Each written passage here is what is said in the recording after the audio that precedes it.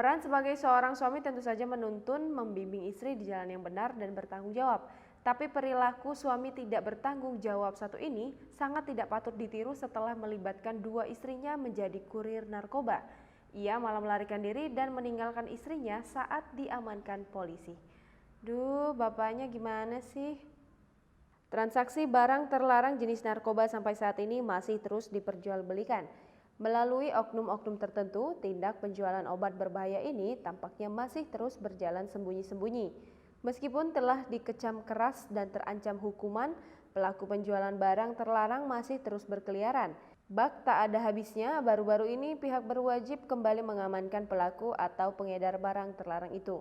Melansir informasi dari kompas.com, pada Minggu 8 November 2020, pengedar narkoba berinisial MW asal Riau kembali melarikan diri saat diamankan polisi. Menuju arah hutan, MW berhasil lolos saat anggota Polres Kepulauan Meranti hendak mengamankan. Meskipun berhasil lolos dari pihak berwajib, polisi berhasil mengamankan 4 pelaku lain yakni MM, IT, RM, serta NP. Kapolres Kepulauan Meranti AKBP Eko Wimpianto Harjito mengatakan, 2 di antara pelaku yang berhasil diamankan rupanya istri pelaku MW. Sementara pelaku RM dan NP disebutkan sebagai adik dan tetangga dari MW. Tindak penangkapan itu diakui AKBP Eko Wimpianto Harjito bermula dari informasi dari warga sekitar.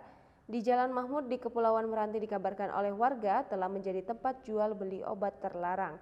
Namun saat melakukan penggerebekan, MW berhasil melarikan diri sementara 2 istri pelaku berniat menghilangkan barang bukti.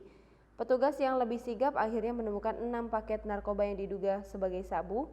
Dengan total barang harga sabu disita petugas seberat 12,69 gram. Polisi juga mengamankan alat hisap atau bong, 1 buah sumbu kompor rakitan, 2 buah pipet, 1 buah korek api, dan 3 unit handphone. Menurut pengakuan 4 tersangka, barang tersebut adalah milik MW dan mereka diminta untuk membantu menjual barang haram tersebut.